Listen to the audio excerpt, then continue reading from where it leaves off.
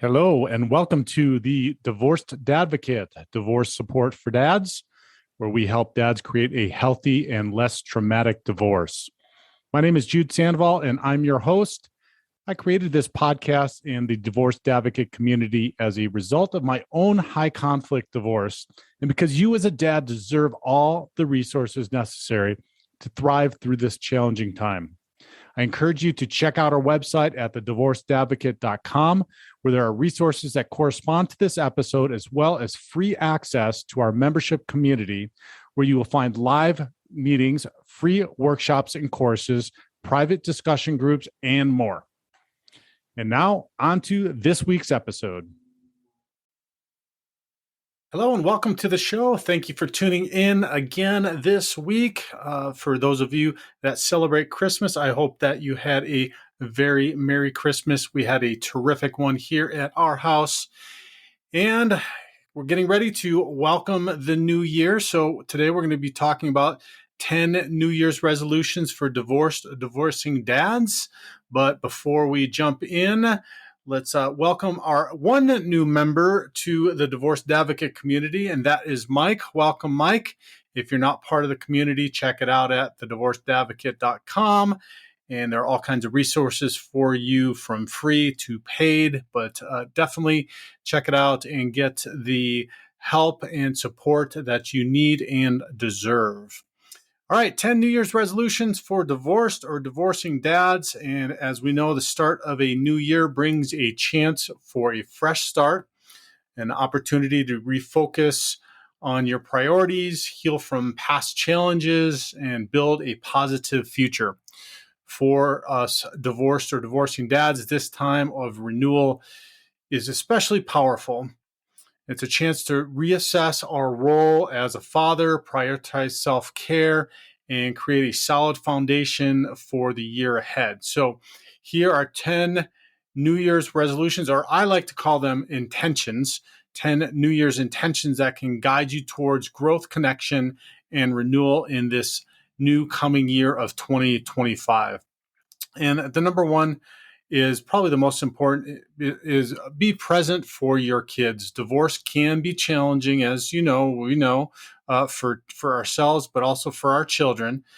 But one of the most meaningful gifts that we can give them is our presence. Commit to spending quality time together, whether it's just reading a bedtime story, having meaningful conversations, or sharing in experiences that they love. Focus on truly listening and being there emotionally. This is, by and large, the number one thing that you can do, especially if you're in the midst of the divorce. It's important all the time. And I know that this was an important thing for me in going through my divorce, and basically it made me a much more present father by going through the divorce, because then I was not around them half of the time, because we had 50-50 parenting time. So it made me incredibly more focused and present. And that was an intention that I made early on. So be present for your kids. Number two, prioritize your mental and emotional health. Navigating divorce takes a toll on your mental health. There's no doubt about it. Make self-care a priority this year by seeking therapy or joining a support group or engaging in activities that bring you peace and joy, or all of those things. Remember, taking care of yourself helps you be the best version of yourself for your children, and you can't do things like be present for your children if you have not taken care of yourself and prioritized yourself, especially your mental and emotional health. Number three is, if you can, improve communication with your ex. Some of us, that's not possible, but oftentimes, even if it is very difficult and challenging, and in some of the most difficult and challenging circumstances, you can do some things that can help you improve communication with your ex. So if co-parenting is part of the reality, strive to improve communications. This doesn't mean that you have to become best friends, but rather focus on respectful and effective interactions for the sake of your children. Now, that's one thing that you can do anytime is you can be respectful and you can be effective in your communications. We talk a lot about this in our group meetings on how to just talk about facts, how to take emotions out of it. There's several guys that share different strategies around that. So if you do get triggered, if you do find yourself getting emotional or having things come up when you are trying to communicate with your ex, then this is a great opportunity to work on that. You can also use tools that like co-parenting tools and apps that will simplify scheduling and or reduce conflict. Those are apps like Our Family Wizard or Talking Parents. Those things can definitely help. So if you are not familiar with those, check them out. And if you have not used one of those, they're definitely helpful in being effective in your communication for sure. Number 4, set a consistent schedule with your kids. Consistency provides children with a sense of security.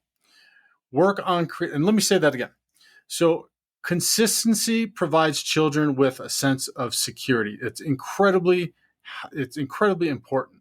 Work on creating a predictable routine that helps your kids know what to expect, whether it's regular visitation times, holiday traditions, or weekly calls. Your efforts to maintain stability will make a big difference. This is absolutely critical, and you can't start it soon. You can't start it soon enough, because especially when you're going through the divorce and there's a lot of chaos, you're experiencing chaos. Think about how much chaos and challenges your kiddos are experiencing too. So by setting a consistent schedule with your kids, it is one of the best things that you can possibly do for them. It makes them aware of what's going on. It helps them feel comfortable. It's secure, like I said. So get that parenting time and that parenting plan set and try to start sticking with it. Start creating maybe new holiday traditions. If you're already in separate households, you can engage them in coming up with some new ones. If you have an agreement to have calls when they're away from you or video calls, make sure that you're consistent on the time and the place when you're doing that so that they always know that they're able to talk to you. This is just going to be a huge thing for them going forward. So make sure to set a consistent schedule with your kiddos. Number 5, focus on financial wellness. I don't think we talk about this quite enough on this podcast. In 2025, we're going to be diving into this a little bit more, but divorce comes with financial challenges. It's just a simple math equation. One household into two means double the bills with the same amount of income. So this year, make a plan to organize your finances if you have not already. Reduce your debt and set clear goals. Work with a financial advisor if needed, and do not hesitate to educate yourself on budgeting and saving for the future. The sooner that you do this, the better. Every single person can do this. Now, I know that it's difficult if you're struggling.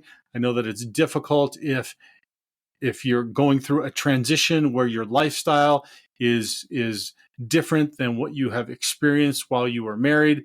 But the sooner that you start paying attention to this stuff, the better. It's an ongoing process. So what you work on now during the divorce might look a little bit different post-divorce.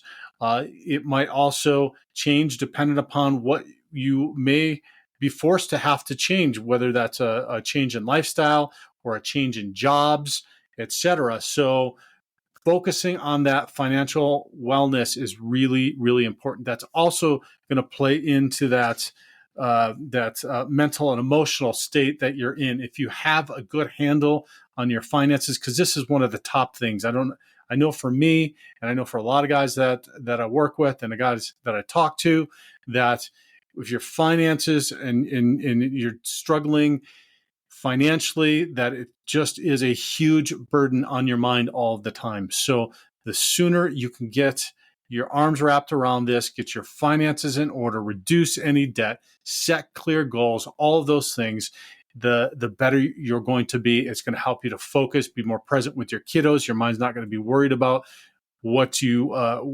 money. You're not going to have to be hopefully focused or working too much or more, etc. So just pay attention to it, guys. Focus on your financial wellness. If you haven't started, this should be one of the things we talk about. One of the things that we talk about all the time is creating your divorce team. So that would be an attorney. That's going to be an important person. That might be also a therapist. That might be important too. But another important one is a financial planner and or a CPA when you're going through this, so you can start to make that plan as soon as possible. Number 6, reconnect with yourself. It's easy to lose a sense of who you are during and after divorce. Take time to rediscover your interests, hobbies, and passions, whether it's picking up a musical instrument, learning a new skill, or traveling to a place you've always wanted to visit. Invest in activities that ignite your joy and confidence. Oftentimes what happens is we lose ourselves, we lose the things that we'd love to do, the stuff that we were interested in, or even made us interesting to our soon-to-be or ex-spouse. And this is a time for us to reconnect with that. Maybe you played music a lot. Pick up that instrument again, or find a new instrument that you want to play, or maybe there was a sport, or maybe there's a new skill. This year, for instance, I made it one of my last year's New Year's intentions to find a new sport, and I started playing pickleball this year. And so that's been just an immense amount of fun. Not all the new skills are things that I've picked up, I've stuck with or enjoyed doing. And so this one has been one that I do enjoy. So reconnect with yourself, find those things, just make sure that it ignites your joy and your confidence. Number 7, nurture your physical health. Your well-being impacts your energy levels and overall quality of life. Let me say that again. Your well-being impacts your energy level and overall quality of life. Commit to regular exercise, eating nutritious meals, and getting enough sleep. A healthy body helps you feel better emotionally and ensures you can keep up with the demands of fatherhood. This is also absolutely critical, and it's probably one of the easiest things you can implement immediately, because you can pay attention to getting exercise or implementing just 15 minutes of walking into your day every day, or just doing 100 push-ups bedside and sit-ups bedside once you get out of bed in the morning. It takes 5 minutes or 10 minutes, depending on your level of fitness, but it's something that you can implement very quickly without a lot of effort, without a lot of cost, and it's going to have a huge impact on you. The other is making sure to eat nutritious meals. That is so critical. Get rid of the processed food and all the crap that we've got out there, the fast food, etc., and eat whole, healthy food that you buy hopefully at the grocery store and that you prepare yourself. Now I know that there's many facets to that make it a little bit more challenging in having to learn how to cook. Maybe if you didn't cook, how to plan for your meals and prep. We've got a podcast earlier on our podcast. I think it's in the hundreds somewhere, about how to meal plan for your week with your kiddos. So start to learn that. But if you can start working towards some of that, that's going to be so much better. You're going to feel so much more energy if you start eating better whole foods, start preparing those for yourself and your family. And then the last one I mentioned is getting good quality sleep. So many people do not get good quality sleep, and there are some tips and tricks around that. Just Google getting good sleep. There's different ways. Try different ways. Some have worked for me, some haven't worked for me. I found a lot of different advice out of there on the internet, but I've tried different things and I've tweaked different things. But getting that sleep, it is a time for your body to rejuvenate in your body to heal. So you think about you're going all day long throughout the day, and there may be stress and everything else that's going on, or your job may be physically demanding or mentally, emotionally demanding, or both. Then nighttime is the time for your body to stop, to be able to rest, and to be able to heal. So ensuring that you get that good sleep, that proper amount of sleep, and that good quality sleep uninterrupted is incredibly important. So this will dovetail in immediately to your mental and emotional state. So it's kind of a dual. It kind of serves a dual purpose in some senses. It's not going to only help you physically; it's going to help you mentally and emotionally. So, I did say earlier, make sure to take care of your mental and emotional health. This is going to dovetail into that, but don't ignore the mental and emotional health. But if there's some place that you want to start, this could be a good, fast, easy one to do. So that's number 7. Nurture your physical health. Number 8. Model resilience. Excuse me. Model resilience for your kids. We talk about resilience a lot on this show. Your children look to you as a role model. Modeling is huge. Show them that challenges can be overcome with perseverance and a positive mindset. Talk openly, but age appropriately, about how you're working through the transition and what you're learning from the experience. So that doesn't mean that you have to hide if you're sad or upset or you're angry. You can talk and share about that age appropriately, of course, but communicate with your kiddos. It's one of the best gifts that you can ever give them, is teaching them and showing them that that you have emotions, especially as a man, and showing your young sons that it's okay to have emotions, to share what those emotions are, and that you can be resilient while having those emotions, that you can persevere and then continue to have a positive mindset. And we've got a whole bunch of prior episodes on how to handle emotions when they come up. We talk about it a ton in our group meetings, of how to work through those, and then how to move forward, and then how to determine what you want those emotions to be in the future.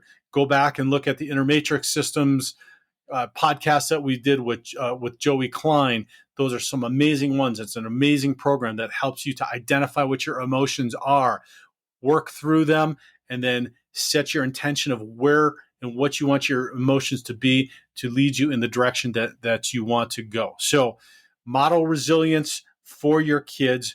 What you do speaks way more volumes than what you say. And being able to get through this difficult and challenging time is going to be one of the most amazing opportunities. And I know it's hard if you're going through it right now and everything is in chaos, to recognize that it can be a huge opportunity for you to demonstrate and model for them resilience. But it absolutely positively is. So, and you're strong enough to do it, I promise you. Number 9, build a support network. Do not self-isolate. You don't have to navigate this journey alone. This is the reason that we've created this Divorce Advocate community. Surround yourself with friends, family, and support groups who understand what you're going through. Building a network of people who uplift and encourage you can make a world of difference. Do not self-isolate.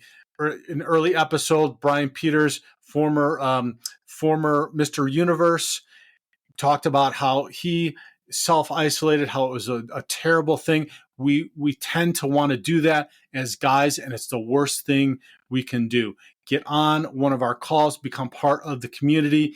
If you can't get on our calls and become part of the community, then find somewhere in your local area, whether that's a meetup group or a church group or a men's group or some kind of group where you can engage with other people. You are going to be absolutely amazed the amount of outpouring and support that you will get from other dads, other men, other people that have experienced divorce as well. So make sure to build that support network, and it can start small. It can start with maybe one group, or just joining our group, or getting involved in a call, or it could you could go the next step into, if you need some support around maybe codependency or alcoholism, or some sort of 12-step work. You can go that next step, but build that support network starting in this year. The last and final one: commit to growth, not perfection. Commit to growth, not perfection. Remember, it's okay to make mistakes. And I'm telling you, you're going to make mistakes. This was me. This was hard. I wanted to be super dad. Making mistakes wasn't an option. Growth comes from taking small, consistent steps forward, even when the path feels uncertain, which it does right now. Be kind to yourself and celebrate the progress you make, no matter how small it may seem. Do a little bit better today than you did yesterday, and a little bit better tomorrow than you did today. That might mean waking up 5 more minutes earlier than you did yesterday in order to do 10 push-ups, just to get that physical workout. It can be something as small and as simple as that. So commit to growth, not perfection. Take the baby steps, and after a while, you're going to see in 1 month, 6 months, 1 year, the development and the changes that you have made in your life. Your life is going to look totally different. You already know that that's going to happen. Whether you like it or not, divorce is just chaos, and it changes the environment for everybody. So take control of what you can take control of, and make those small, incremental, consistent steps forward, even if it feels uncertain. Okay, your journey may feel overwhelming, gentlemen. I understand and I recognize that, but it's also an opportunity for transformation. Set your intentions for this year. You can create a life filled with meaning, love, and resilience for yourself and your children. So let me hear, what will you commit to in this year? Send me an email at jude@thedivorcedadvocate.com, or get into our membership site and share with some of the other guys. Jump on one of our calls. I want to hear what those intentions or resolutions are going to be. Gentlemen, thank you so much for listening. I hope that you found some value in this. If you did, please share it far and wide. Also, I will be sending out an email to those of you on our email list. If you're not on the email list, go to the Divorced Advocate website and get onto our email list. We have a new Signal channel that we're going to start trying to get more people involved in, so that everybody can get some real-time, ongoing support from all of us, like I talked about in step number 9, which is build a support network, so that we can be supporting each other on a more daily, regular basis. So we got a Signal channel. If you just search the Signal channel for the Divorced Advocate, it will come up. I will be shooting out a QR code with that as well to the email list. But get involved and jump onto that Signal channel. Also, leave us a comment somewhere on whatever podcast platform or wherever you may be listening to this. It helps immensely to get that word out there. In 2025, we're going to just be trying to push this out there, and we've got some changes coming up that are going to be really awesome to get you and every other dad out there the support that they need and deserve. Thank you so much for listening. Happy New Year, and God bless. To hear the rest of this episode and access the corresponding resources, visit thedivorcedadvocate.com and become a member of our community. It's free to join and will provide you with the resources you deserve as a divorced or divorcing dad. Thank you for listening. God bless, and I'll talk with you next week.